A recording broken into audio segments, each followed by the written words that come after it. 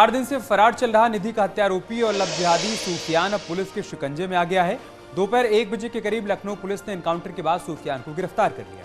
सूफियान लखनऊ छोड़कर फरार होने की फिराक में था, तभी पुलिस ने उसे घेर लिया और इस दौरान हुई फायरिंग में उसके पैर में गोली लगी और वो घायल हो गया।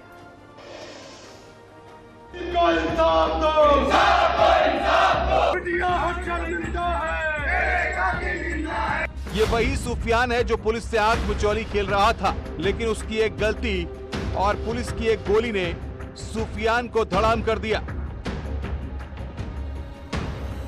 इसमें अक्यूज्ड सूफियान लगातार फरार चल रहा था। हमारी टीमें गिरफ्तारी के लिए लगातार प्रयास कर रहे थे। आज मुठभेड़ के दौरान अभियुक्त सूफियान का गिरफ्तारी हुई है। जगह लखनऊ, दिन शुक्रवार, वक्त दोपहर 1:30 बजे। न्यूज 18 की टीम जब सूफियान की गिरफ्तारी को लेकर चल रहे प्रदर्शन को कवर कर लौट रही थी, तभी सूत्रों ने खबर दी कि सूफियान को पुलिस ने ट्रेस कर लिया है। अभी खबर कंफर्म करने की कोशिश ही चल रही थी कि तभी पुलिस सूत्रों ने दूसरी इंफॉर्मेशन दी। इस बार पता लगा कि सूफियान और पुलिस के बीच मुठभेड़ हुई है। हम फौरन मुठभेड़ वाली जगह की ओर रवाना हुए, जहां की जमीन कातिल सूफियान के खून से लाल थी। लखनऊ के दुबग्गा इलाके में निधि गुप्ता पर शादी के लिए जबरन धर्म परिवर्तन का दबाव बनाने और दबाव ना मानने पर निधि गुप्ता की हत्या करने के आरोपी सूफियान को आज राजधानी पुलिस और क्राइम ब्रांच ने एक एनकाउंटर के बाद गिरफ्तार कर लिया है।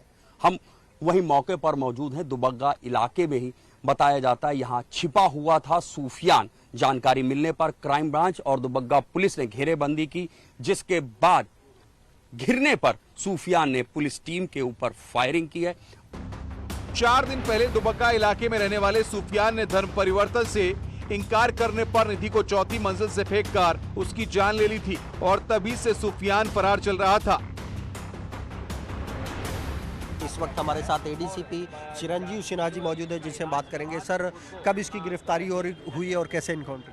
आज इस टीम को एक इनपुट प्राप्त हुआ कि यहाँ पर ये जो पावर हाउस चौराहा है उसके पीछे एक अबैंडन सा पार्क है, वहाँ इसको देखा गया है। पुलिस ने इसको घेर के पकड़ने का प्रयास किया, लेकिन उसने पुलिस पे फायर कर दिया, जिसमें पुलिस को भी सेल्फ डिफेंस में जो है कि फायर करना पड़ा और उसमें उसके दाहिने पैर में इंजर्ड हुआ है वो, और हम इसको ट्रॉमा सेंटर उपचार हेतु लेके आए हैं। सूफियान की गिरफ्तारी न होने के चलते लोगों में भारी आक्रोश था। आज सुबह से ही लोग भारी हंगामा और प्रदर्शन कर रहे थे। गिरफ्तारी न होने के चलते पुलिस के खिलाफ भी लोगों में भारी आक्रोश बढ़ रहा था। यही वजह रही कि पुलिस पर भी दबाव बढ़ता चला गया। जो एनकाउंटर का स्थान है वहां पर निधि गुप्ता की मां पहुंची, उनके परिजन पहुंचे। उनका क्या कहना है? आप बता दें, आप निधि गुप्ता क्या है और आप यहाँ क्यों पहुंची है, किस लिए, क्या कहना चाहती हैं? देखने आई थी सर, देखने आए थे कि किस जगह पे उस लड़के का एनकाउंटर हुआ है, लेकिन अभी मुझे विश्वास नहीं है क्योंकि मैंने लड़के को देखा नहीं है। जब हम लड़के तो उसको मैं अपने आंखों से देख लूंगी, देख लेंगे कि वो पुलिस की हिरासत में है, तभी हम संतुष्ट होंगे कि हाँ उसका एनकाउंटर हुआ, तभी हम उस बात को मानेंगे। सजाए मौत, सजाए मौत उसको भी हो, जैसे मेरी लड़की गई है वैसे वो भी जाए। उसने 4 मंजिल से फेंका है मेरी लड़की को। सोच लीजिए अगर वो जिंदा रहेगा तो आगे जाके और भी किसी लड़की के साथ आगे कोई हादसा करेगा। सूफियान करीब 4 दिन से फरार चल रहा था।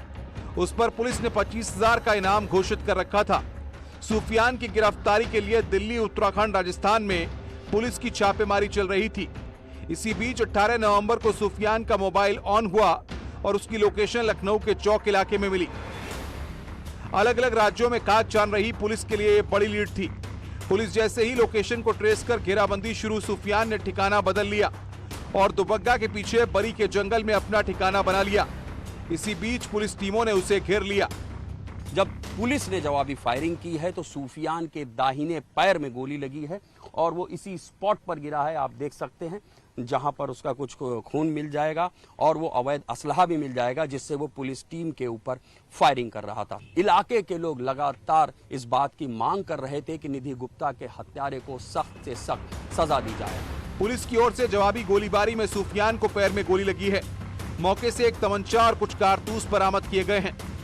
सर अभी तक जो जांच हुई है उसमें क्या बात सामने आई है, क्योंकि पहले ये बताया जा रहा था कि ये लव जिहाद के केस की तर्ज पर। अभी ये सब गहन जांच और विवेचना का विषय है। निश्चित तौर पे अभी तो आरोपी की गिरफ्तारी हुई, हम लोग इसमें कठोरतम कार्रवाई सुनिश्चित कराएंगे।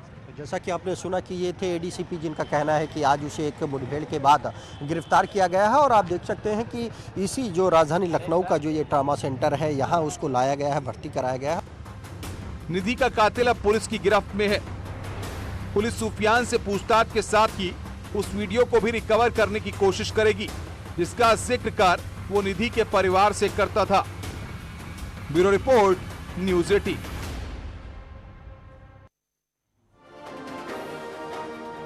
और चलिए अब आपको यूपी में लव के नाम पर जिहाद और धर्मांतरण को लेकर हुए कुछ एक्शन के आंकड़े दिखाते हैं। दरअसल यूपी में धर्म परिवर्तन एक्ट 2020 से लागू है। पिछले 2 साल के अंदर इस कानून के इस कानून के तहत 268 मुकदमे दर्ज किए गए, जिसमें से 709 लोग नामजद आरोपी बनाए गए। इन मामलों में 454 आरोपियों की अब तक गिरफ्तारी हुई है, जबकि 42 आरोपियों ने कोर्ट में सरेंडर कर दिया। 137 मामलों में पीड़ित के बयान भी कोर्ट में दर्ज कराए गए हैं, जबकि 176 मामलों में पुलिस चार्जशीट दाखिल कर चुकी है। सबसे ज्यादा 57 मुकदमे बरेली जोन में और 49 मेरठ जोन में दर्ज किए गए। और अब आपको ये भी जानना चाहिए कि यूपी में जो गैर कानूनी धार्मिक रूपांतरण निषेध कानून 27 नवंबर 2020 से लागू हुआ है, उसमें सजा का क्या प्रावधान है। इस कानून के तहत दोषी पाए जाने वाले शख्स को 10 साल तक की जेल का प्रावधान किया गया है और साथ ही जुर्माने की राशि 15,000 से 50,000 तक की गई। जबरन धर्म परिवर्तन कराने पर 15,000 रुपए के जुर्माने के साथ 1 से 5 साल की सजा का प्रावधान है। SC/ST समुदाय के नाबालिगों और महिलाओं के धर्मांतरण पर 3 से 10 साल की सजा का प्रावधान है। इसके अलावा जबरन सामूहिक धर्मांतरण पर 3 से 10 साल की सजा का प्रावधान है। 50,000 रुपए के जुर्माने का भी प्रावधान इस कानून के तहत किया गया है।